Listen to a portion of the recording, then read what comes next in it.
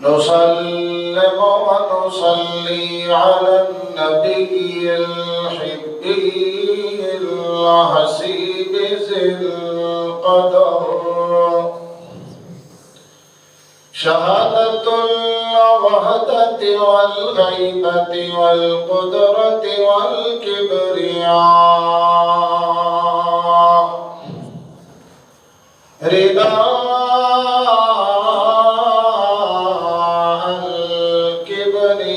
الكبرياء بالحق صب على الإنسان نعمه الباطنة ظاهرة الحياة كرم بني آدم وشرفه خلقه من نطفة خلقه فقدره ثم السبيل يسره ثم أماته فأقبره ثم إذا شاء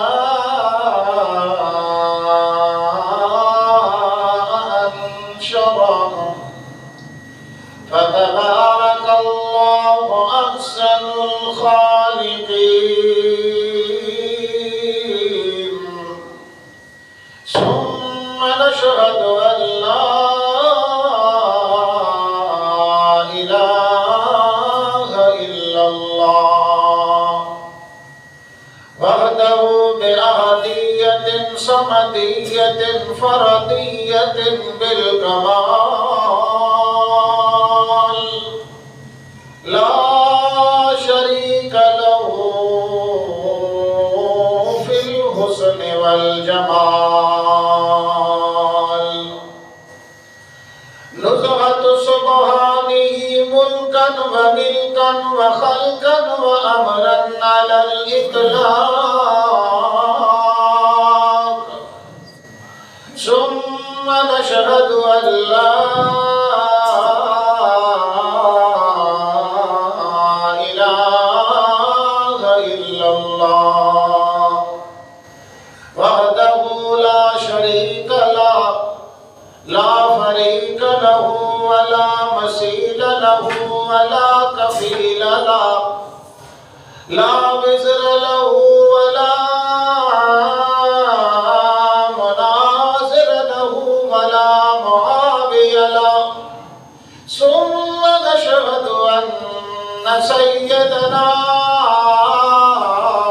وسندنا إمامنا محبوبنا كريمنا وأكرمنا شريفنا وأشرفنا حيانا وأحيانا حبيبنا وأحببنا طبيبنا وأطيبنا حسيننا وأحسننا جميلنا وأجملنا أنور أكبر أجدر أولى أعلانا ثم نشهد أن سيدنا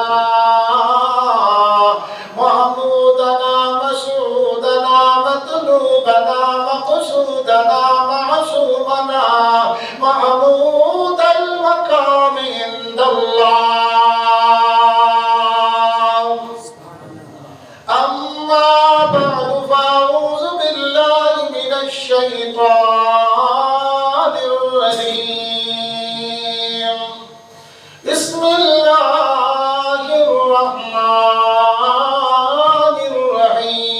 الرحيم قل هل يستوي الذين يعلمون والذين لا يعلمون سبحان ربك رب العزة عما يصفون وسلام على المرسلين والحمد لله رب العالمين اللهم صل على محمد وعلى آل محمد كما صليت على إبراهيم وعلى آل إبراهيم إنك حميد مجيد اللهم بارك على محمد وعلى آل محمد كما باركت على إبراهيم وعلى آل إبراهيم إنك حميد مجيد.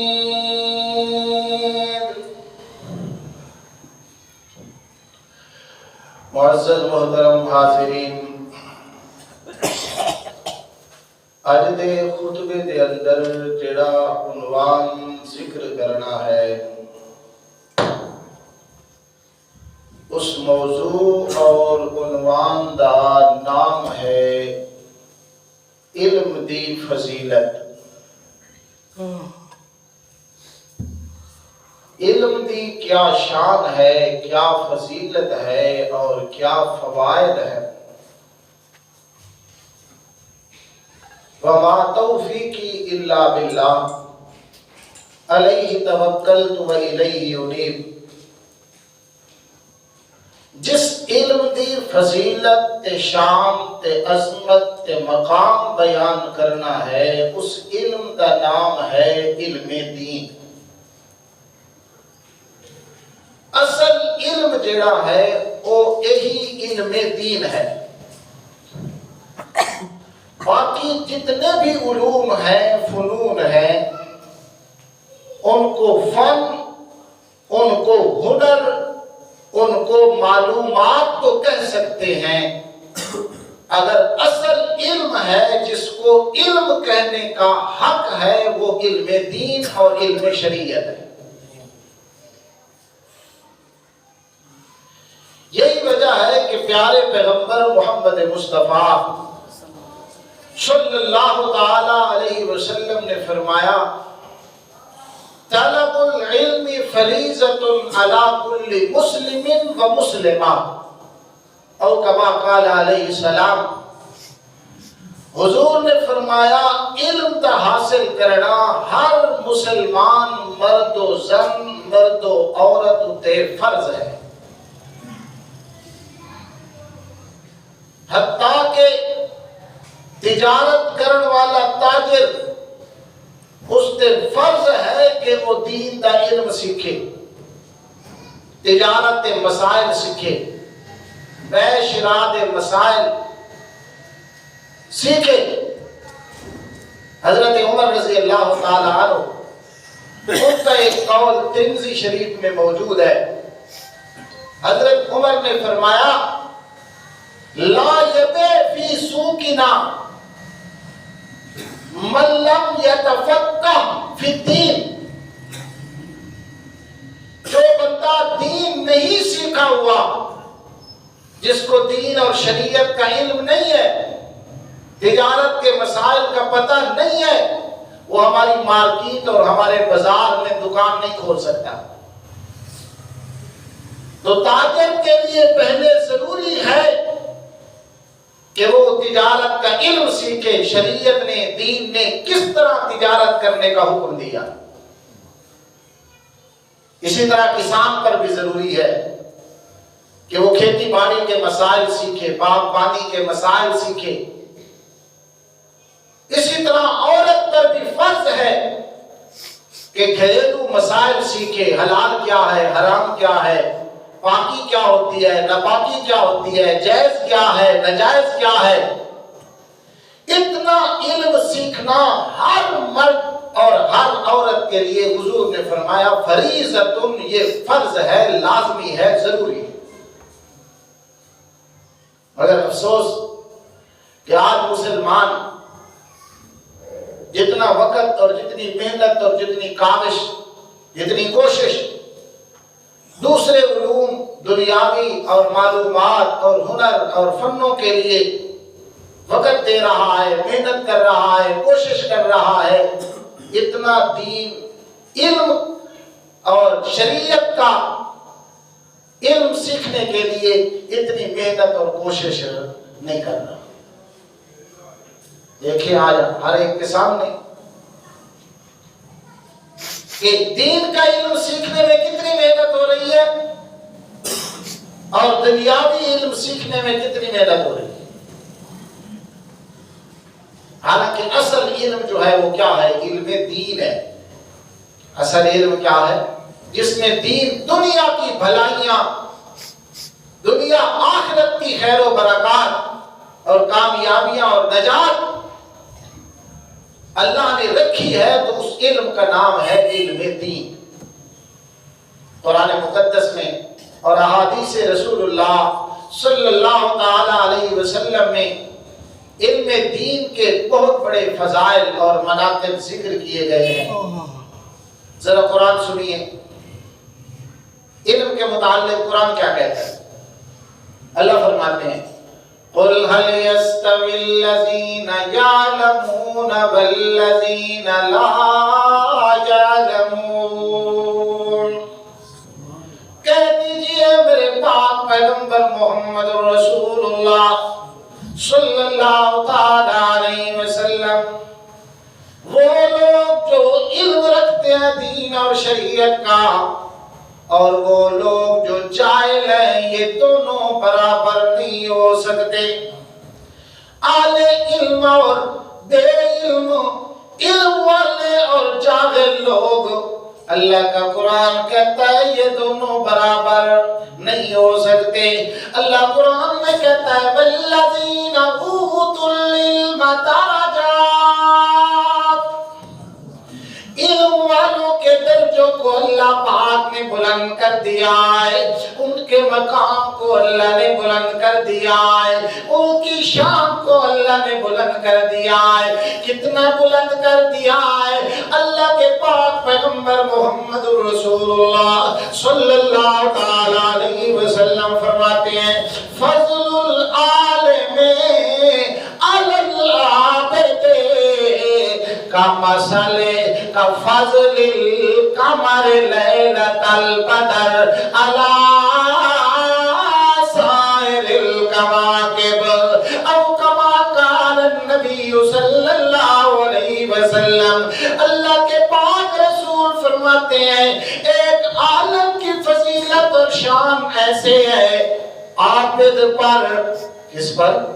عبادت گزار پر، تہجد گزار پر، شب زندہ دار پر. ایک عالم کی فضیلت ایسے ہے جیسے 14ویں کے چاند کو سارے ستاروں پہ فضیلت حاصل ہوتی ہے. اللہ کے رسول کیا کہتے ہیں؟ ایک عالم کی فضیلت عابد پر فرمایا. کوئی چور، لچے، لفنگے، شرابی، کبابی کے اوپر نہیں. حضور فرماتے ہیں فضل العالم علی العابد، اس بندے پر جو ساری رات عبادت کر رہا ہے، تہجد گزار ہے، اللہ کی عبادت کرنے والا ہے، عابد پر، کوئی شرابی کبابی پر نہیں.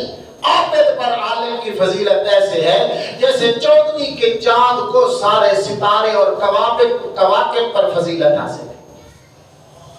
اسی طرح اللہ کے رسول فرماتے ہیں اللہ نے اتنے درجے بلند کیے ہیں يَرْفَعِ اللَّهُ الَّذِينَ آمَنُوا وَالَّذِينَ أُوتُوا الْعِلْمَ دَرَجَاتٍ. علم والوں کے اتنے درجے اللہ نے بلند کیے ہیں. حضور نے دوسری حدیث میں فرمایا فضل العالم علی العابد کفضلی علی ادناکم او کما قال النبی صلی اللہ علیہ وسلم. اور لوگوں، میں محمد رسول اللہ کی فضیلت جس طرح تم میں سے کسی ادنا انسان کے اوپر ہے، اسی طرح عالم بندے کی فضیلت اللہ نے عابد کے اوپر رکھ دی ہے. جس طرح میں کلال، میں محمد رسول اللہ کی فضیلت تم اونٹیوں میں سے ادنا اونٹی کوئی بڑے مقام کا نہیں، ادنا امتی، جس طرح اس کو اوپر میں محمد کو اللہ نے فضیلت دی ہے، اسی طرح عالم بندے کو اللہ نے عابد پہ بھی اسی طرح فضیلت عطا کر دی ہے۔ اتنے درجے اللہ پاک نے بلند کر دی ہیں، یہ سارا شان ملتا ہے، سارا مقام ملتا ہے، سارے درجے ملتے ہیں، تب کہو علم دین کے ذریعے سے ملتے ہیں۔ اس لیے فرمایا علم دین کی شان ہے، انسان دنیا میں زندہ رہے تب بھی بڑی اونچے مقام اور درجوں والا ہوتا ہے، فوت ہو جائے تب بھی اس کا علم جو ہے اس کا ثواب اللہ عطا کرتا رہتا ہے۔ علم کا ثواب جو ہے یہ کبھی ختم ہو؟ حدیث سنیں، اللہ کے پاک پیغمبر محمد رسول اللہ صلی اللہ تعالی علیہ وسلم فرماتے ہیں اذا مات الانسان انقطع عمله الا من ثلاث، جب انسان مر جاتا ہے اس کے سارے عمل جو ہیں ان کا رجسٹر بند ہو جاتا ہے۔ سارے عملوں کا رجسٹر کیا ہو جاتا ہے؟ عملوں کا تعلق ختم ہو جاتا ہے۔ اب نہ وہ نماز پڑھ سکتا ہے، نہ زکوٰۃ دے سکتا ہے، نہ حج کر سکتا ہے، نہ عمرہ کر سکتا ہے، نہ روزہ رکھ سکتا ہے، نہ صدقہ خیرات کر سکتا ہے، نہ ذکر تلاوت، کوئی عمل بھی نہیں کر سکتا۔ مات الانسان انقطع عملہ، بندہ مر جاتا ہے تو اس کے سارے عمل کا سلسلہ ختم ہو جاتا ہے۔ عبادت کب تک ہے انسان کی؟ جب تک موت نہیں آئے۔ سورہ ہجر دیکھو، اس کی آخری آیت ہے، اللہ فرماتے ہیں وَاعْبُدْ رَبَّكَ حَتَّى يَأْتِيَكَ الْيَقِينُ، میرا پیغمبر عبادت اس وقت تک کر جب تک آپ پر موت۔ اور سورہ مریم میں حضرت عیسیٰ علیہ السلام جب بولتے ہیں انی عبد اللہ، لوگوں سنو میں ابن اللہ نہیں ہوں، میں خدا کا بیٹا نہیں ہوں، یہ ولد الزنا نہیں ہوں، میں عبد اللہ، اللہ کا بندہ ہوں۔ آتانی الکتابہ، اللہ مجھے کتاب بھی دے گا، وجعلنی نبیہ، اور اللہ مجھے نبی بھی بنائے گا، وجعلنی مبارکن، اور اللہ مجھے مبارک بنائے گا، اینما کنت، جہاں کہیں بھی میں چلا جاؤں، واوصانی بالصلاۃ والزکاۃ ما دمت حیا، میرے رب نے مجھے تاکیدی حکم دیا ہے کہ میں جب تک زندہ رہوں رب کی نماز بھی پڑھتا رہوں، زکوٰۃ بھی ادا کرتا رہوں۔ اوصانی بالصلاۃ والزکاۃ ما دمت حیا، یہ بات سمجھانی ہے، جب تک زندہ رہوں۔ معلوم ہوا نماز، عبادت، زکوٰۃ، جتنے بھی معاملات ہیں ان کا تعلق ہے مرنے تک۔ موت آ گئی تو نماز بھی ختم، زکوٰۃ بھی۔ حضرت عیسیٰ علیہ السلام کیا کہتے ہیں؟ ما دمت حیا، جب تک میں زندہ رہوں تو خدا نے مجھے حکم دیا ہے عیسیٰ تو نے نماز بھی پڑھنی ہے، زکوٰۃ بھی۔ جب زندہ نہیں ہوگا تو پھر نہ نماز ہوگی نہ، یہی ہے نا۔ تو یہی ہے جو لوگ کہتے ہیں کہ قبروں میں انبیاء نماز پڑھتے ہیں، تو یہ قرآن کے بالکل خلاف کہتے ہیں۔ اللہ قرآن میں نبی کو کہتا ہے عبادت ہے موت تک، عیسیٰ پیغمبر بھی کہتے ہیں جب تک زندہ رہوں گا میں نماز بھی پڑھتا رہوں گا، زکوٰۃ بھی دیتا رہوں گا، کیونکہ زندگی تک عبادت ہے، زندگی ختم عبادت ختم۔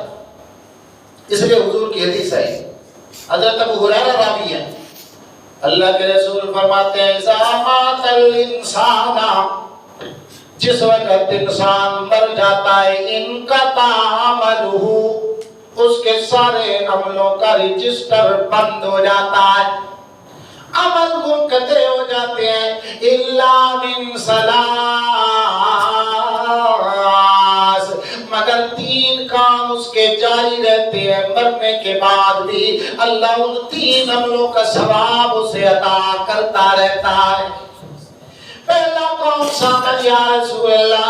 بندہ مر بھی جائے پیچھے پھر بھی اس کا عملوں کا سلسلہ ختم نہیں ہوتا، اس عمل کا ثواب جاری رہتا ہے، ملتا رہتا ہے۔ اللہ کے رسول نے پہلا عمل ذکر کیا، مرنے کے بعد بھی جس کا سلسلہ جاری رہتا ہے، حضور نے فرمایا صدقۃ جاریہ، صدقۃ जारिया, पहला अमल जो इंसान मरने से पहले पहले सदका जारिया कर जाता है। कोई मदरसा बना गया, कोई मस्जिद बना गया, कोई कुआं खुदवा गया, पानी का इंतजाम कर गया है, कोई दीनी किताबें छोड़ गया है, कोई वो लेकर दे गया है। जब तक उसके उस किए हुए अमल से जो जारी अमल है, मखलूक खुदा नफा उठाती रहेगी, फायदा हासिल करती रहेगी, अल्लाह मरने वाले को भी बराबर का सवाब अता करता रहेगा। ये पहला अमल है सदक़तुन जारिया। जारी सदका जो बंदा कर गया है, सदका जारिया का सवाब भी मरने वाले को अल्लाह अता करता रहता है। नंबर 2, आप सल्लल्लाहु अलैहि वसल्लम ने फरमाया इल्मु युंतफउ बिही। इल्मु, ये मौजू है हमारा, इल्मु युंतफउ बिही। कोई बंदा आलिम दीन था, उसने इल्म पढ़ाया, कुरान पढ़ाया, नबी का दीन पढ़ाया, शरीयत पढ़ाई, अहादीस रसूलुल्लाह पढ़ाई, लोगों को वाज़े तबलीग किया, लोग उसके बताए हुए अमल से, बताई हुई शरीयत पे, बताए हुए दीन पे जब तक लोग अमल करते रहेंगे, अल्लाह उस आलिम दीन मरने वाले को उसके इल्म का सवाब अता करता रहेगा। ये सवाब भी कभी खत्म हो। कोई लायक शागिर्द छोड़ गया है, उसका शागिर्द पढ़ा रहा है, फिर उसका आगे शागिर्द पढ़ा रहा है, शागिर्दों का शागिर्द पढ़ा रहा है, जब तक ये सिलसिला चलता रहेगा, उसके इल्म से लोग फायदा उठाते रहेंगे, नफा हासिल करते रहेंगे, मरने वाले को भी अल्लाह उसके इल्म की बरकत से उसको भी सवाब और अजर अता करता है। अल्लाह के रसूल ने फरमाया इल्मु युंतफउ बिही। इल्म की ये शान है, मरने वाला तो मर गया है पर इल्म छोड़ गया है दुनिया में, अपना इल्म फैला गया है लोगों में, लोग उससे फायदा हासिल कर रहे हैं, इस मरने वाले को भी सवाब अल्लाह अता कर रहे हैं। तीसरे नंबर पे फरमाया वलदुन सालिहुन यदऊ लहू औ कमा काल नबी सल्लल्लाहु अलैहि वसल्लम। तीसरा वो अमल और काम जिसका मरने के बाद भी सवाब मिलता रहता है। अल्लाह के रसूल ने फरमाया कोई बंदा नेक औलाद छोड़ गया, क्या छोड़ गया? नेक औलाद है, फर्माबरदार औलाद है, दीन और शरीयत की पाबंद है। अल्लाह के रसूल फरमाया नेक औलाद मरने वाले माँ बाप के लिए दुआएं मग़फ़िरत करती है, उसको इसाले सवाब पीछे से करती रहती है, तो उस मरने वाले को नेक औलाद के जरिए से भी अल्लाह सवाब अता करता रहता। नेक औलाद दुनिया में सुकून और इज्जत का जरिया बनती है और मरने के बाद नजात का जरिया बनती है, बशर्ते कि नेक औलाद हो। इसलिए हजरत इब्राहीम ने जब बेटा मांगा रब से तो क्या कहा? रब्बी हबली मिनस सालिहीन, अल्लाह मुझे बेटा दे पर बेटा नेक अता हो। बुरी औलाद को भी अल्लाह बचाए छे।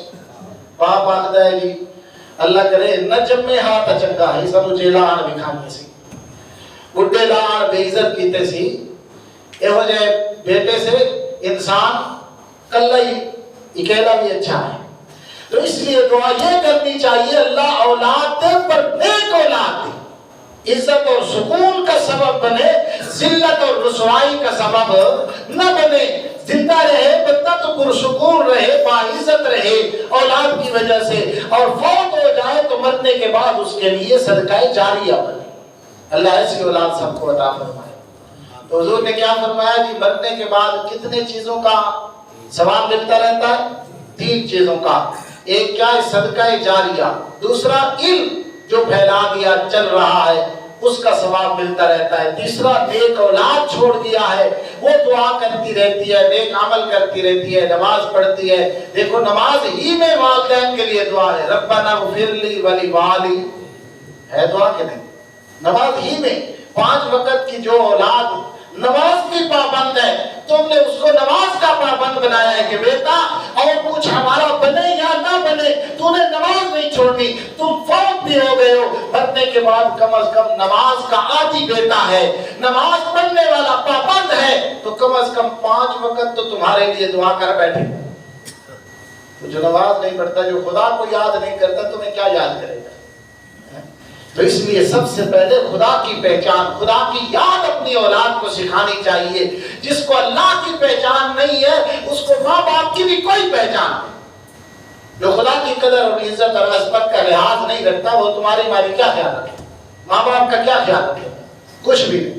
بہرحال واپس آ، اللہ کا قرآن کہتا ہے علم والوں کی بڑی فضیلت ہے، بڑی شان ہے۔ اللہ فرماتے ہیں انما یخشی اللہ من عبادہ العلماء، بے شک اللہ پاک سے سب سے زیادہ ڈرنے والے وہ لوگ ہیں جو علم والے ہیں، علماء ہیں۔ اللہ کا پیغمبر کہتا ہے العلماء ورثۃ الانبیاء، او لوگو ہم انبیاء کے وارث ہیں تو علماء ہیں، ہم انبیاء کے وارث ہیں تو مال فرعون قارون کی وراثت ہے، علم محمد الرسول اللہ کہتے ہیں ہم انبیاء کی وراثت ہے۔ یہی وجہ ہے اللہ کے پاک پیغمبر محمد الرسول اللہ صلی اللہ تعالی علیہ وسلم کی وفات کے بعد ایک دن حضرت ابو ہریرہ رضی اللہ تعالیٰ عنہ مدینہ کے بازار میں آتے ہیں، لوگ کاروبار میں لگے ہوئے ہیں، بے شراء تجارت میں لگے ہوئے ہیں، لین دین سودے کے اندر مصروف ہے۔ حضرت ابو ہریرہ رضی اللہ تعالیٰ عنہ بازار میں ایک اونچی جگہ پہ کھڑے ہو کے اعلان کرتے ہیں، لوگ متوجہ ہوئے۔ حافظ الحدیث ابو ہریرہ رضی اللہ تعالیٰ عنہ کیا اعلان کرنے لگا ہے کھڑا ہو کے اونچی جگہ پہ؟ حضرت ابو ہریرہ کہتے ہیں یا اہل السوق انتم ہاہنا ومیراث رسول اللہ یقسم، او بازار والے ہو، تم تو خرید و فروخت میں لگے ہوئے ہو، تم تو سودے کے دینے اور لینے میں لگے ہوئے ہو، اپنے کاروبار میں مصروف ہو۔ اللہ کی قسم مسجد نبوی میں جاؤ، اللہ کے پاک رسول کی میراث اور وراثت تقسیم ہو رہی ہے، جاؤ وہاں سے بھی کچھ حصہ حاصل کر لو، یہ تو کام دنیا کے ہونے رہنے ہیں۔ جاؤ جاؤ مسجد نبوی میں میراث رسول اللہ اللہ کے پاک پیغمبر کی میراث تقسیم ہو رہی ہے۔ بازار والے دکانیں بھول گئی، سودا بھول گیا، لین دین چھوڑ چھڑا کے فوراً دوڑ پڑے مسجد نبوی شریف کے اندر آ جاتے ہیں اور دیکھنے لگتے ہیں کہاں جائیداد تقسیم ہو رہی ہے، کہاں مال رسول اللہ کا تقسیم ہو رہا ہے، کہاں درہم دنانیر رسول اللہ کے تقسیم ہو رہے ہیں۔ پر دیکھتے ہیں نہ کوئی مال تقسیم ہو رہا ہے، نہ کوئی جائیداد تقسیم ہو رہی ہے، نہ درہم دنانیر اور پیسے کچھ بھی تقسیم نہیں ہو رہا۔ اب تاکہ واپس لوٹ کر آتے ہیں اور حضرت ابو ہریرہ اسی جگہ پہ کھڑے ہیں جس جگہ پہ اعلان کیا تھا، اپنی جگہ پہ کھڑے ہیں، لوگوں کا انتظار کر رہے ہیں۔ لوگ آ کر کہتے ہیں ابو ہریرہ آپ جیسے سنجیدہ آدمی سے ہمیں اس طرح کے مذاق کی امید کوئی نہیں تھی۔ آپ نے کہا ہے میراث رسول اللہ یقسم، اللہ کے پاک رسول کی میراث تقسیم ہو رہی ہے مسجد میں، ہم گئے ہیں پر کوئی میراث وہاں تقسیم نہیں ہو رہی، وہاں کوئی پیسے درہم دنانیر جائیدادیں زمینیں کچھ بھی تقسیم نہیں ہو رہا تھا، آپ نے ہمارے ساتھ مذاق کیا ہے۔ حضرت ابو ہریرہ رضی اللہ تعالیٰ عنہ فرماتے ہیں یہ بتاؤ مسجد نبوی میں آپ نے کیا دیکھا ہے؟ مسجد نبوی میں حضرت ابو ہریرہ پوچھتے ہیں، آگے سے دکاندار بازار والے بتلاتے ہیں ابو ہریرہ ہم نے مسجد میں 3 قسم کی جماعتیں دیکھی ہیں۔ کتنی قسم کی؟ 3 قسم کی جماعتیں۔ پہلی قسم کی جماعت کون سی تھی؟ رائنا قومی یقرؤون القرآن، پہلی جماعت ہم نے مسجد نبوی میں دیکھی ہے جو اللہ کے قرآن کی تلاوت کر رہی ہے، قرآن پڑھا رہے ہیں، قرآن پڑھ رہے ہیں، قرآن سمجھا رہے ہیں، قرآن سمجھ رہے ہیں، قرآن مقدس کی تلاوت ہو رہی ہے، قرآن کی تعلیم ہو رہی ہے۔ ایک قوم ہم نے یہ دیکھی ہے۔ حضرت ابو ہریرہ رضی اللہ تعالیٰ عنہ فرمانے لگے وَإِيَّاكُمْ وَإِيَّاكُمْ وَإِيَّاكُمْ ذَاكَ مِيرَاثُ رسول اللہ۔ اور بازار والے ہو، بڑا افسوس ہے تم لوگوں پر کہ یہی تو اصل میں نبی کی میراث ہے۔ یہی قرآن نبی کی کیا ہے؟ وراثت ہے۔ یہی تقسیم ہو رہی ہے، لوگ حصہ حاصل کر رہے ہیں اور تم بازار میں منہمک ہو، تمہیں کوئی خیال ہی نہیں ہے کہ رسول اللہ کی اصل میراث تو رب کا قرآن ہے، کیونکہ قرآن علم کا خزانہ ہے۔ قرآن کیا ہے؟ علم کا خزانہ ہے۔ اور حضور نے فرمایا نہیں العلماء ورثۃ الانبیاء، جو قرآن کا علم سیکھنے اور سکھانے والے علماء ہیں وہ ہم انبیاء کے وارث ہیں۔ اچھا یہ بتاؤ دوسری کون سی جماعت دیکھی؟ کہنے لگے رائینا قومی یصلون، دوسری جماعت مسجد نبی میں دیکھی ہے جو اللہ کی نماز ادا کر رہی ہے، نوافل پڑھ رہی ہے، عبادت کر رہی ہے، اللہ کے حضور سجدے میں ہے، کوئی قیام میں ہے، کوئی رکوع میں ہے، نماز میں لگے ہوئے ہیں۔ حضرت ابو ہریرہ رضی اللہ تعالیٰ عنہ فرماتے ہیں وَيْحَكُمْ ذَاكَ مِيرَاثُ رسول اللہ، افسوس ہے تم پر مدینہ والو، یہی تو رسول اللہ کی میراث ہے۔ اللہ کی عبادت کرنا، اللہ کے دربار میں جھکنا، اللہ ہی کے سامنے رکوع کرنا، اللہ کے سامنے اپنی پیشانی زمین پہ رکھ دینی، یہی تو رسول اللہ کی میراث ہے کہ اللہ کی عبادت کی جائے۔ کس کی عبادت کی جائے؟ تیسرے نمبر پہ کون سی قوم دیکھی؟ کہنے لگے رائینا قومی یتذاکرون بین الحلال والحرام، تیسری جماعت ابو ہریرہ ہم نے یہ دیکھی مسجد نبی میں جو بیٹھ کر دین کے مسائل سمجھ رہے تھے، علم سکھا رہے تھے، سیکھ رہے تھے، حلال حرام کے درمیان مذاکرہ کر رہے تھے، مسائل سمجھائے جا رہے تھے، وہ جماعت ہم نے دیکھی ہے۔ حضرت ابو ہریرہ کہنے لگے وَيْحَكُمْ وَيْحَكُمْ ذَاكَ مِيرَاثُ رسول اللہ، افسوس ہے تم پر بازار والو، یہی علم سیکھنا سکھانا یہی تو محمد کی میراث ہے صلی اللہ، یہی علم نبی کی میراث ہے جس کے ذریعے سے پتہ چل جائے حلال کیا ہے، حرام کیا ہے، جائز کیا ہے، ناجائز کیا ہے، پاکی کیا ہے،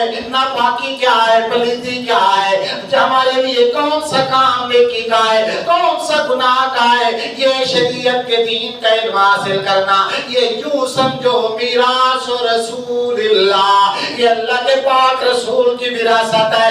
اس لیے میں نے اعلان کیا تھا جاؤ مسجد نبوی میں نبی کی میراث تقسیم ہو رہی ہے، محمد کی میراث سے جا کر حصہ تم بھی حاصل کر لو۔ علم کی بڑی شان ہے، بڑی فضیلت ہے، بڑا مقام ہے۔ اللہ کے رسول فرماتے ہیں صلی اللہ تعالیٰ علیہ وسلم، یہ حدیث حضرت ابو درداء رضی اللہ تعالیٰ عنہ بیان کرتے ہیں، ابن قیس کہتا ہے دمشق کی جامعہ مسجد میں اندر حضرت ابو درداء کے ساتھ میں بھی بیٹھا ہوا تھا، ایک بندہ باہر سے آتا ہے، آ کر کہتا ہے او یا ابا درداء رضی اللہ تعالیٰ عنہ، او ابو درداء رضی اللہ تعالیٰ عنہ، میں تجھ سے ایک حدیث سننے آیا ہوں۔ کیا سننے آیا؟ ایک حدیث وہ جو خود تو نے رسول اللہ سے سنی ہے، درمیان میں واسطہ اور کوئی نہیں، ڈائریکٹ تو نے اللہ کے پاک رسول کی زبان نبوت سے سنی ہے۔ مجھے پتا چلا میں مدینہ شریف سے دمشق کا سفر کر کے آیا ہوں، دور دراز کا سفر اس لیے کیا ہے تاکہ رسول اللہ کی وہ حدیث تیری زبان سے ڈائریکٹ سن کے آؤں جو تو نے رسول اللہ کی زبان نبوت سے حدیث سنی ہے۔ کہو حضرت ابو ہریرہ کے پوچھتی ہیں یہ بتا تیرا کوئی اور مقصد تو نہیں ہے، کوئی تجارت کا مقصد، کوئی کسی سے ملاقات کا مقصد، کوئی کسی کی زیارت کا مقصد؟ آنے والا بندہ کہتا ہے نہیں حضرت، سوائے حدیث رسول اللہ سننے کے میرا اور کوئی بھی مقصد نہیں ہے۔ حضرت ابو درداء فرماتے ہیں پھر سن، اللہ کے پاک رسول سے میں نے سنا، اپنے ان کانوں کے ساتھ زبان نبوت سے بات سنی ہے۔ اللہ کا رسول فرمایا تھا جو بندہ علم حاصل کرنے کے لیے ایک راستہ طے کرتا اللہ جنت کے راستوں میں سے ایک راستہ اس کے لیے آسان کر دیتا. اور آگے اللہ کے رسول نے فرمایا علم حاصل کرنے والا بندہ جب گھر سے باہر نکلتا ہے اللہ کے نورانی فرشتے اپنے پر اس کے سامنے بچھا دیتے ہیں. فرمایا آسمان و زمین کائنات کے ہر شے کو اللہ نے لگا دیا ہے کہ جو علم کے طلبگار ہیں ان کے لیے مغفرت کی دعا کرتے رہو, استغفار کرتے رہو. حتیٰ کہ اللہ کے رسول نے فرمایا دریا میں مچھلیوں تک بھی اس بندے کے لیے استغفار کرتی ہیں. اور اسی حدیث کے اندر ہے العلماء ورثۃ الانبیاء, علماء انبیاء کے وارث ہیں. اور اللہ کے نبیوں نے کوئی درہم دنانیر پیسہ سونا چاندی نہیں چھوڑا بلکہ علم چھوڑا ہے. اور علم حاصل کرنے والے بندے وہ یوں سمجھے کہ انہوں نے بہت سارا حصہ دین کا حاصل کر لیا ہے. اس لیے فرمایا هل يستوي الذين يعلمون والذين لا یعلمون. جو علم والے ہیں, جو جاہل ہیں, جو بے علم ہیں, اور جو علم والے ہیں اللہ کے دربار میں یہ دونوں کبھی برابر نہیں ہو سکتے. علم والوں کا اللہ نے کیا بنایا ہے؟ شان بہت بلند بنایا ہے, بڑے درجے ان کے بلند کیے ہیں. اس لیے ایک حدیث میں آتا ہے دن قیامت کے اللہ فرمائیں گے یا معاشر العلماء, او علماء کی جماعت, میں نے تمہیں علم اس لیے نہیں دیا تھا کہ آج تمہیں جہنم میں ڈال دوں. کھڑے ہو جاؤ, میں نے تمہیں علم دیا تھا جو علم العلم نور من نور الہی. علم جو ہے یہ اللہ رب العزت کی طرف سے عطا ہوتا ہے اور ایسا نور اور ایسی روشنی ہے جس کو اللہ پسند کرتے ہیں اسے دین کی سمجھ عطا کر دے. یہ حدیث حضرت امیر معاویہ رضی اللہ تعالیٰ عنہ سے ہے. حضرت امیر معاویہ کہتے ہیں حضور نے فرمایا من یرید اللہ بہ خیرا یفقہہ فی الدین. جس بندے کے ساتھ اللہ بھلائی کا ارادہ کرتے ہیں, خیر کا ارادہ کرتے ہیں, جس بندے کو اللہ پسند کرتے ہیں یفقہہ فی الدین, اللہ اس بندے کو دین کی سمجھ عطا کرتے ہیں. یہ سمجھو خدا کا فضل ہے جس کو اللہ علم سے نوازے, دین اور شریعت کا, قرآن کا, سنت رسول اللہ صلی اللہ علیہ وسلم کا علم عطا کر دے. یوں سمجھے کہ یہ خدا کا بہت بڑا فضل ہو گیا. حضرت داؤد علیہ السلام کو اللہ نے فرمایا, پوچھا اے داؤد پیغمبر آپ علم چاہتے ہیں تو آپ کو علم دے دوں, اگر بادشاہی چاہتے ہیں تو میں خدا تمہیں بادشاہ بنا دوں. بتاؤ کیا چاہتے ہو, جو کہو گے وہ دے دوں گا. حضرت داؤد علیہ السلام نے کہا یا اللہ مجھے علم چاہیے. کیا چاہیے؟ اللہ نے فرمایا داؤد تمہیں علم دے دیا ہے, علم کی برکت سے بادشاہی بھی دے دی. قرآن نے ان کا تذکرہ کیا وَلَقَدْ آتَيْنَا دَاوُودَ وَسُلَيْمَانَ عِلْمًا وَقَالَ الْحَمْدُ لِلَّهِ الَّذِي فَضَّلَنَا عَلَى كَثِيرٍ مِّنْ عِبَادِهِ الْمُؤْمِنِينَ. اللہ کریم فرماتے ہیں آتینا داؤد و سلیمان علما, ہم نے داؤد اور سلیمان کو علم عطا کیا. علم عطا کرنے والا کون ہے؟ اللہ. یہ اللہ کے اختیار میں ہے. فرمایا ہم نے داؤد اور سلیمان پیغمبر کو علم عطا کیا, علم نبوت عطا کیا, علم شریعت عطا کیا, علم دین عطا کیا. جب وہ علم اللہ کی نعمت مل گئی, اللہ کہتے ہیں قال الحمد للہ الذی فضلنا. علم ملنے کے بعد دونوں باپ بیٹا اللہ کی تعریف کرتے ہوئے کہتے ہیں الحمدللہ,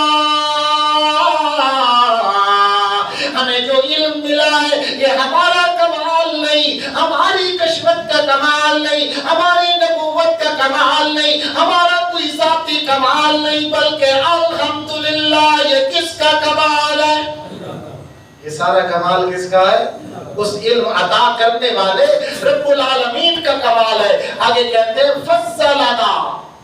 علم مل جائے تو یوں سمجھو کہ خدا نے اس کو فضیلت بخشی. حضرت داؤد و سلیمان پیغمبر کیا کہتے ہیں الحمدللہ الذی فضلنا. تمام کمال کی تعریفیں اس اللہ کے لیے ہے جس نے ہمیں علم والی دولت دے کر فضلنا علی کثیر، ہمیں بہت سارے اپنے مومن بندوں پہ فضیلت بخش دی۔ کس بندے پہ خدا کا فضل ہے؟ فضلنا علی کثیر، اللہ کا فضل اور اللہ فضیلت اس بندے کو دیتا ہے جسے علم کی دولت سے مالا مال ہے۔ ہم سود کی کوٹھی سے، رشوت کی کمائی سے مکان بنا کے اوپر کیا کہتے ہیں؟ ھذا من فضل، ہم نے اس کو خدا کا فضل سمجھا ہے۔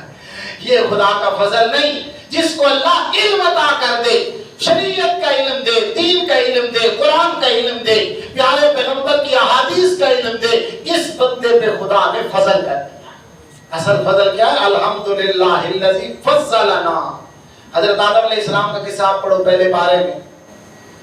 حضرت آدم علیہ السلام کو بھی اللہ نے جو فضیلت دی اور فرشتوں کو ان کے سامنے جھکایا، اس کا راز بھی قرآن بیان کرتا ہے۔ علم آدم الاسماء، ہم نے آدم پیغمبر کو علم سکھایا چند ناموں کا، اور پھر فرشتوں پر پیش کیا۔ فرشتوں کو کہا تم بتاؤ ان چیزوں کے نام۔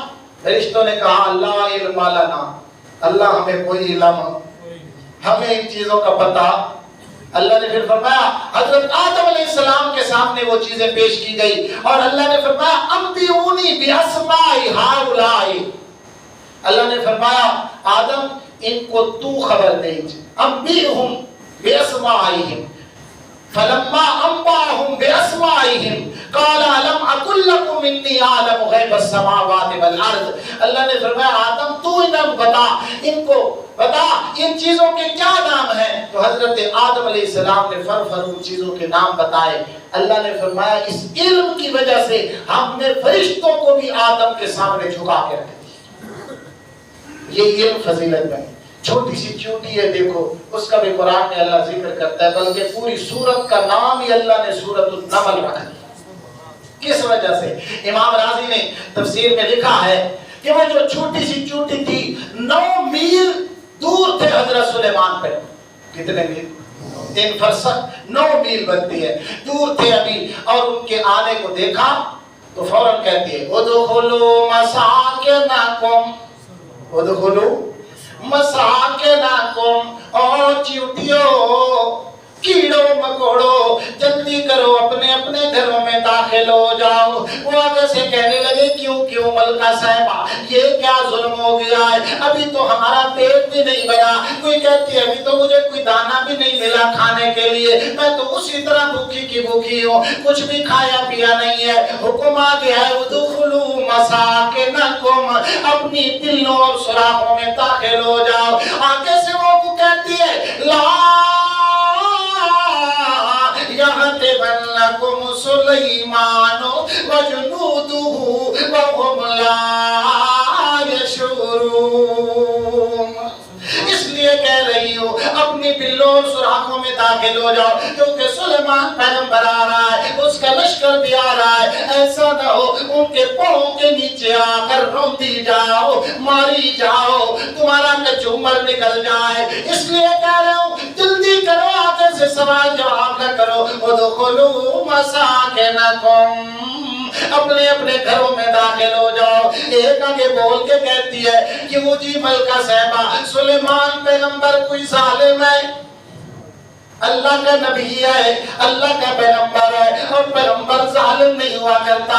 ہمیں اس طرح مار کے چلا جائے جیتی جاگتیوں کو، یہ تو ظلم ہوا نا، اور پیغمبر تو ظالم نہیں ہوتا، پھر ہم کیوں اندر داخل ہو۔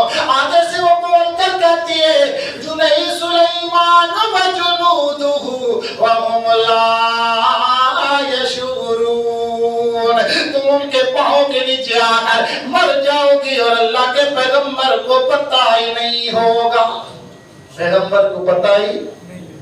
اللہ کریم فرماتے ہیں وہی بات اسی چوٹی کی حضرت سلیمان پیغمبر کے کانوں میں اللہ پاک نے ڈال دی اور سنا دی۔ اللہ کا پیغمبر تبسم ضاحکا من قولہا، اس چوٹی کی بات سن کر ہنس پڑے اور مسکرا پڑے، اور پھر اللہ کی تعریف شروع کر دی، کہنے لگے رب اوزعنی ان اشکر نعمتک، اللہ مجھے توفیق بخشی رکھ کہ میں روزانہ تیرا شکر ادا کرتا رہوں بما انعمت علی وعلی والدی، جو نعمت تو نے میرے اوپر کی، میرے والدین پر کی، وانا اعمل صالحا ترضاہ، میں دعا مانگتا ہوں مجھے ان عملوں کی توفیق بخش جن کو تو پسند کر لے اپنے دربار میں، اور ادخلنی برحمتک فی عبادک الصالحین۔ اور میں سلیمان پیغمبر دعا کرتا ہوں اللہ مجھے جب موت دینا مرنے کے بعد اپنی رحمت کے ساتھ ادخلنی برحمتک، ادخلنی، پیغمبر بھی کس کی رحمت کا محتاج ہوتا ہے؟ ہاں، اللہ کی رحمت کا محتاج ہوتا ہے۔ اللہ اپنی رحمت کے ذریعے سے مجھے بھی نیک بندوں کے اندر شامل کر دینا۔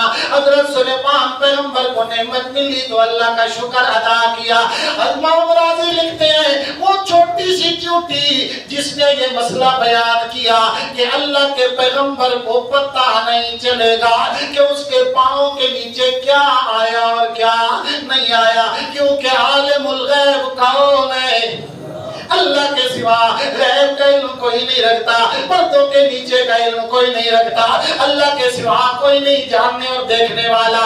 سلیمان پیغمبر کو بھی پتہ نہیں چلے گا، پیغمبر ضرور ہے، اللہ کا پیارا ضرور ہے، بادشاہ ضرور ہے، مگر عالم الغیب ہونا یہ صرف اللہ کی صفت ہے۔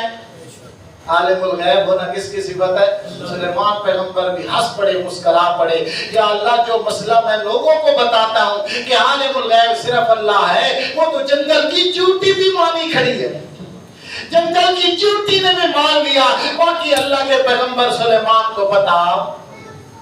امام راضی لکھتے ہیں اس چیونٹی نے جو مسئلہ بیان کیا نا، اللہ نے اس کا نام بھی لیا نملہ، چونٹی، اور پوری سورت کا نام بھی چونٹی والی سورت رکھ دیا نمل، اور پھر اس چونٹی کو قیامت تک آنے والی چونٹیوں کا اللہ نے سردار بنا۔ فرمایا جتنی بھی آئیں گی ملکہ تو ساری ان کی سردار ہوگی، سب کی ملکہ ہوگی، کس بنا پہ؟ اس علم کی بنا پہ، جس علم کو اللہ نے بھی پسند کیا کہ عالم الغیب صرف کون ہے؟ اللہ ہے، اللہ کے سوا اور عالم الغیب کوئی نہیں۔ بہرحال یہ جتنی بھی شان اور فضیلت مل رہی ہے یہ صرف علم کی وجہ سے، اور علم جو ہے اصل وہ علم دین ہے۔ دنیاوی علوم بھی بندہ سیکھے لیکن اصل ان کو اپنا زندگی کا مقصد نہ بنائے۔ انسان کی زندگی کا مقصد اور آخرت میں جو انسان کے کام آنے والا ہے وہ علم کون سا علم ہے؟ دین کا علم ہے، شریعت کا۔ ایمان سے بتاؤ ڈگریاں حاصل کی ہیں جتنی مرضی دنیاوی، ڈاکٹری کی، سائنسدانوں والی، انجینئرنگ والی، جتنی ڈگریاں حاصل کر لے، قیامت کے دن اس کو وہ شان ملے گا جو ایک حافظ قرآن کو ملے گا۔ حافظ قرآن کے شان کا وہ مقابلہ کر سکتا ہے؟ حافظ قرآن کو اللہ کہے گا اقرا ورتقِ، قرآن پڑھتا جا، جنت کے درجوں کو چڑھتا ہے۔